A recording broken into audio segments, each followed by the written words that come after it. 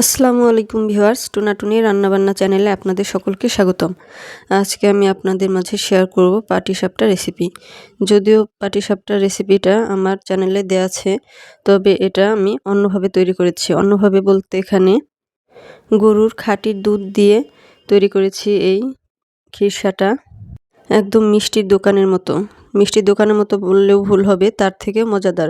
খাঁটি জিনিস দিয়ে নিজের হাতে তৈরি করা জিনিস মজা একটু বেশিই হয়। খিরসা তৈরির জন্য আমি এখানে নিয়েছি 2.5 লিটার দুধ। আপনারা আপনাদের প্রয়োজন অনুযায়ী কম বেশি করে নিতে পারেন। আর ফ্লেভারের জন্য দিয়ে দিলাম একটি তেজপাতা আর 2টি এলাচ। এগুলো দিয়ে আমি নেড়ে হাই হিটে দুধটা বলক উঠিয়ে নিব। আর এই জাল দেওয়ার সময় দুধে যতবারই সর পড়বে আমি কিন্তু সরগুলো ভেঙে দুধের সাথে মিশিয়ে দেব। এতে করে দুধটা তাড়াতাড়ি ঘন হবে আর খিরসাটাও খেতে মজা লাগবে। তো দুধটাতে বলক চলে আসলে আমি চুলার আঁচটা মিডিয়ামে করে দিব। আর দুধটা কিছুক্ষণ পরপরই নেড়ে দিতে হবে যেন নিচ দিয়ে লেগে না যায়। আর এটা পাশে দাঁড়িয়ে কিন্তু করতে হবে। সময় একটু বেশি লাগলেও খেতে কিন্তু অসাধারণ স্বাদের। তো দেখুন দুধটা প্রায় অর্ধেক হয়ে এসেছে জাল দিতে দিতে। আপনারা চেষ্টা করবেন গরুর খাঁটি দুধ নিতে, এতে করে কিন্তু খিরসাটা মানে পরিমাণে বেশি হবে আর কি, আর খেতেও অনেক ভালো হবে। তো এরপর দুধটা অর্ধেক হয়ে আসলে আমি এখানে দিয়ে দিচ্ছি 1/2 কাপ চিনি। আপনারা যদি মিষ্টি বেশি খেতে চান তাহলে চিনিটা আরেকটু বাড়িয়ে দিতে পারেন। তো দেখুন আমার খিরসাটা কিন্তু প্রায় হয়েই এসেছে। এই পর্যায়ে আমি দিয়ে দিলাম 1/2 কাপ গুঁড়া দুধ। গুঁড়া দুধ আর চিনি এগুলো আপনারা বাড়িয়ে কমিয়ে দিতে পারেন, সমস্যা নেই। গুঁড়া দুধটা না দিলেও হবে, তবে দিলে খিরসাটা তাড়াতাড়ি ঘন হয়ে যাবে আর খেতেও ভালো লাগবে। তো এই পর্যায়ে এসে কিন্তু খিরসাটা নাড়তে থাকতে হবে, মানে নাড়া বন্ধ করা যাবে না, তাহলে কিন্তু নিচ দিয়ে লেগে যেতে পারে। তো দেখুন নাড়তে নাড়তে খিরসাটা এই পর্যায়ে হয়ে এসেছে, মানে এমন থাকতেই নামিয়ে নিতে হবে, কারণ এই খিরসাটা ঠান্ডা হয়ে গেলে আরও অনেকটাই ঘন হয়ে আসবে। 2.5 কেজিতে আমার এই পরিমাণেরই হয়েছে। আপনারা যদি দুধ আরও বেশি নেন তাহলে আরও বেশি হবে। দেখুন খিরসাটা কিন্তু অনেকটাই ঠান্ডা হয়ে এসেছে, তাতে এমন ঘন হয়ে গেছে। আমি অন্য একটা পাত্রে ঢেলে নিয়েছি খিরসা। এখন এদিকে আমি পাটিসাপটার ব্যাটারটা তৈরি করে নিব। এখানে নিয়ে নিচ্ছি আমি 1 কাপ চালের গুঁড়া, এটা কিন্তু ভেজা চালের গুঁড়া, আর দিয়ে দিচ্ছি 1/2 কাপ ময়দা। এখানে ময়দাটাই দেওয়ার চেষ্টা করবেন, তাহলে ব্যাটারটা ভালো হবে। আর দিয়ে দিচ্ছি সামান্য একটু লবণ, আর দিয়ে দিচ্ছি 1 টেবিল চামচ চিনি। এর সাথে দিয়ে দিব 1 টেবিল চামচ গুঁড়া দুধ। গুঁড়া দুধ আপনারা চাইলে নাও দিতে পারেন। এরপর আমি সবকিছু একসাথে মিশিয়ে নিয়ে স্বাভাবিক তাপমাত্রার পানি দিয়ে ব্যাটারটা গুলিয়ে নিব।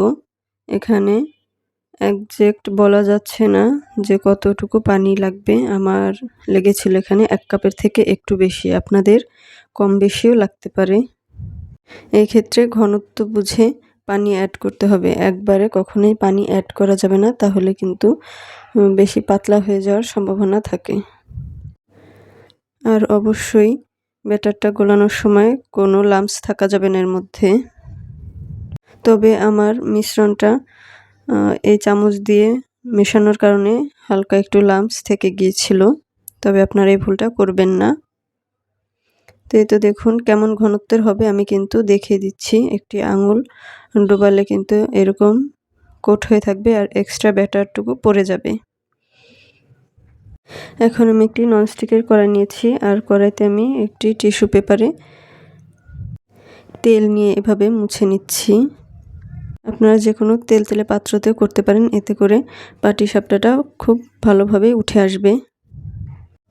তো আমি এখানে 1 চামচ ব্যাটার দিয়ে এভাবে কড়াইটাকে ঘুরিয়ে একটি রুটির শেপ দিয়ে নিচ্ছি গোল। আর এই রুটিটা সেদ্ধ হওয়ার জন্য আমি কয়েক সেকেন্ড রেখে দিয়েছি। আর এই পর্যায়ে কিন্তু আমার চুলার আঁচটা একদম লোতে আছে। এখন আমি খিরসাটা দিয়ে দিচ্ছি চামচের সাহায্যে। আপনারা আপনাদের পছন্দ অনুযায়ী কম বেশি করে খিরসাটা দিয়ে নেবেন। তো রুটির এক সাইডে আমি খিরসা দিয়ে নিয়েছি। এরপর আমি রুটিটা উল্টিয়ে নিব। উল্টিয়ে বলতে এভাবে করে ফোল্ড করে তারপর পাটিসাপটাটা তৈরি করে নিব। আমার কিন্তু প্রথম থেকে একদম শেষ পর্যন্ত চুলার আঁচটা একদম লোতে ছিল। লোতে রাখলে কিন্তু এরকম স্মুথ একটা পাটিসাপটা পিঠা হবে। আর যদি হাই হিটে রাখেন তবে জালিদার পাটিসাপটা হবে। আর এই পিঠাগুলো উঠানোর আগে কিন্তু আমি 30 সেকেন্ড করে এপাশ ওপাশ ছেঁকে নিয়েছিলাম। তো দেখুন আমি আবারও একটা বানিয়ে দেখাচ্ছি আপনাদের। আবারও ব্যাটার নিয়ে গোল করে ঘুরিয়ে রুটি তৈরি করে এরপর দিয়ে দিচ্ছি খিরসা। আবারও বলছি, খিরসাটা আপনাদের পছন্দ অনুযায়ী দিয়ে নেবেন, যতটুকু দিতে চান। তো এরপর আবারও আমি ফোল্ড করে নিয়ে পাটিসাপটাগুলো তৈরি করে নিব এক এক করে। আমি সবগুলোই পাটিসাপটা এভাবে তৈরি করে নিব। আর এর মাঝে আরেকটা কথা আপনাদেরকে বলছি যে যদি আমার রেসিপিটা ভালো লাগে আর চ্যানেলটি একটু ভিজিট করে দেখবেন। যদি আমার ভিডিওগুলো ভালো লাগে তাহলে অবশ্যই আমাকে লাইক কমেন্ট করবেন আর চ্যানেলটি সাবস্ক্রাইব করে পাশে থাকবেন। তো দেখুন এইভাবে আমার সবগুলো পাটিসাপটা তৈরি করা হয়ে গেছে।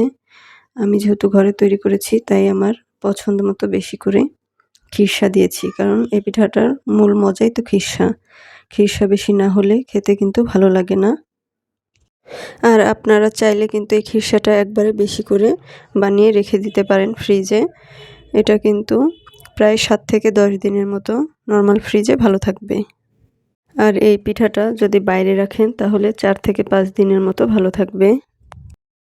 আর আপনারা যদি পাটিসাপটাগুলো লাল করতে চান বা লাল পাটিসাপটা পছন্দ করেন, সেক্ষেত্রে এখানে চিনির পরিবর্তে কিছুটা গুড় গলিয়ে ব্যবহার করতে পারেন পিঠার ব্যাটারের সাথে অথবা দুধের সাথে। তো আজকের রেসিপিটা এ পর্যন্তই। ভালো থাকবেন সবাই। আসসালামু আলাইকুম।